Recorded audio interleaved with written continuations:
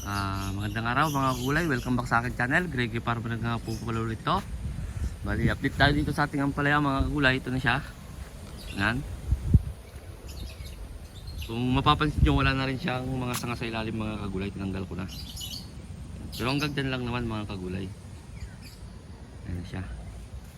Medyo kumakapal na siya mga kagulay. Mayroon na rin siyang nagpapakitang mga bunga mga kagulay. Yan. Yan. Mga bunga na rin siya mga kagulay. Yan siya. Ayan ang ating ampalaya. Yan siya. Mapapansin nyo dito mahangin mga kagulay. Kaya yung amihan ng angin dito mga kagulay, kung mapapansin nyo yung mga daon niya pa ganun. Kasi paamihan nga mga kagulay. Yan ang ating ampalaya. Yan. Yan. Yung mga bulaklak na rin siya. Yung mga bunga-bunga na rin unti mga kagulay. At saka unti-unti na rin siya kumakapal. Yan o, mahangin na naman mga kagulay o.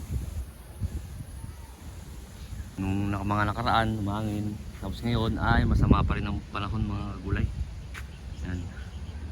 Kanina o, umulan na naman kaya basa dyan mga kagulay o. Hanggang dun yan mga kagulay. Yan. Yan ang ating, tapos ito may iniwan ako mga bunga dito na unang mga kagulay. Yung mga unang bunga niya mga kagulay oh. Yan. Yan, humahangin na naman mga kagulay. Lakas ang hangin dito mga kagulay, mapapansin nyo naman yung mga puno oh. Kaya na di-delay yung na ito mga kagulay, nai-stress lagi sa hangin mga kagulay. Nai-stress siya gawa sa hangin. Yan, nasa taas na siya. Ngayong araw na to mga kagulay ay mag-aabono. Ang gamit ng abono dito mga kagulay, yung na nga, yung Micrabor at saka Winner mga kagulay. Tagdadalawang lata pa lang mga kagulay kasi laging umuulan dito. Hindi naman pwedeng saka wala pa din pa naman na harbisan mga kagulay. Yan siya. Yan yung ating pusa na sunod ng sunod mga kagulay oh. Wing! Wing! Yan. Ayan ang ating ampalaya. Update sa ating ampalaya. Yan. Ano, may mga bunga na pala siya dito.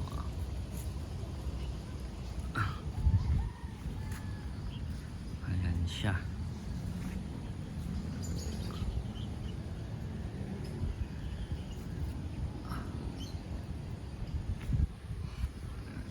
Tayo dito. Ang inaalala ko kasi mga kagulay, hindi ako makapunta doon ay akala ko internet. Yung pala gagawa lang pala ako ng video. Ayan. Ayan, punta tayo dito mga kagulay. Alam mo ba, para kang pusa, sunod ka ng sunod, ay para kang aso, sunod ng sunod. Ayan, punta tayo dito sa nakaraan, yung ahas, hindi ko napatay mga kagulay.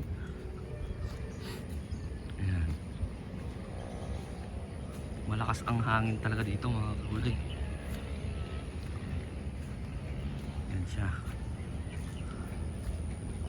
Gagalaw kaya meron mga talaga hindi na nabuhay dito. Yung mga bakante. Ano ba Ming? Ba't ka ba sunod ng sunod? Yan. Maganda rin naman ang mga daon niya. Ay, may mga bunga na malaki mga kagulay. Ayan oh. Yung sa baba.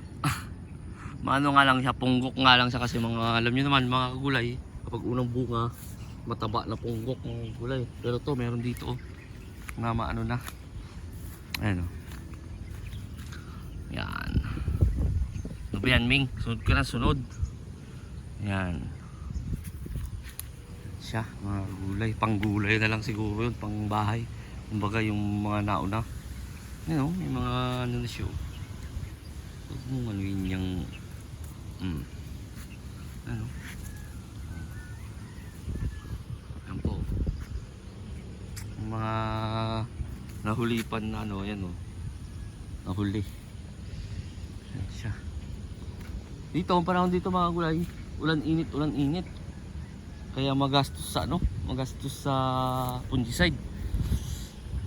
Kasi walang araw dito na hindi umuulan mga kagulay. hindi man umulan ng umaga, hapon naman ulan. Kapag hindi umulan ng hapon, umaga naman. Ganun dito mga kagulay. Ganun ang style dito ng panahon. Yan, medyo manipis na dito, parang wala nang tanim mo. Gawa nga ng ano, nang hindi na siya nabuhay. Kahit tinuloy pa namin, hindi na siya nabuhay mga kagulay. Ayan siya. Ayan. Punta tayo dito. Ikagala ko kayo lahat dito mga kagulay. Baka sabihin ninyo yung mga magaganda lang pinapakita ko. Yan o. Tulad yan o. Mga na anong nauna. Para maano rin natin yung mga bunga niyang ano. Dito, wala pang itanim dyan mga kagulay. Na ano na nga lang.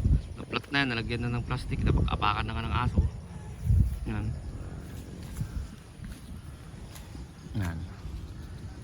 Ano ba yan, Ming? Ba't ka ba sunod ng sunod? Siya. Dito sa kabila. Itong pinakagilid na dalawa, medyo makapal siya kasi dito na tatamaan ng hangin. May naharang siya mga gulay kasi may bahay dyan. Saging. May ano pa dito, may puno. Hindi katulad dito sa 1, 2, 3, 4, 5. Limang ano, talagang yung hangin niya ay banggang bangga dito sa ano, sa talim. Ito naman dalawang plat na to ay hindi. Ayan. Kaya medyo makapal dyan oh. Ayan oh. Ayan. Medyo makapal dyan.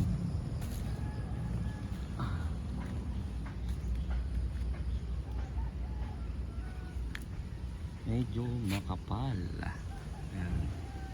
Yung damo ay kumakapal na naman.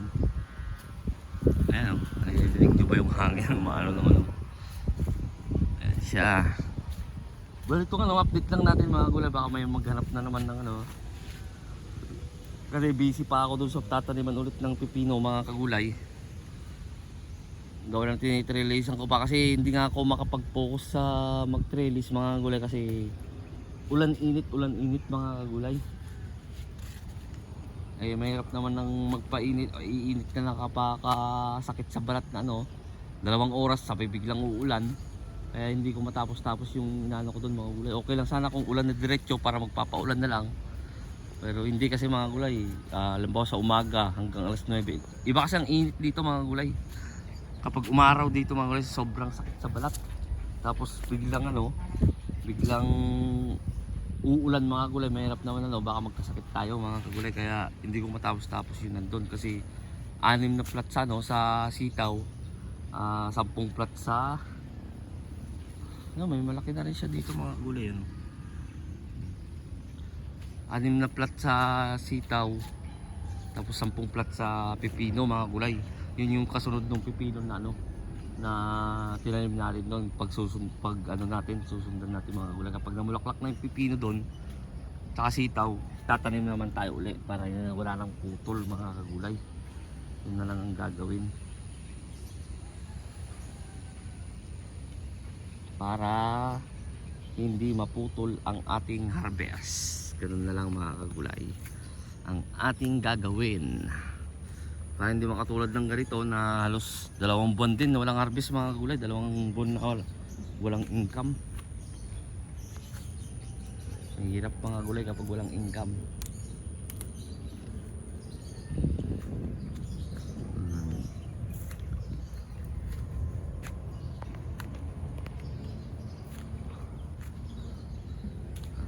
Ating ampalaya. So balik na tayo doon mga gulay. Sa ano? Ay tutulungan natin yung asawa natin mag-abono. Bali hanggang dito na lang ako mga kagulay. Bali in-update ko lang kayo. Natutuwa lang ako sa bunga niyang punggok mga kagulay oh. Ano? Sa bago pa lang sa munting channel ko, huwag niyo kalimutang mag-subscribe. Click niyo na rin po yung notification bell para update kayo lagi sa gagawin kong video tungkol dito sa pagtatanim ko ng ano, gulay. Maraming salamat po sa legit na sumusuporta sa akin. God bless po sa ating lahat.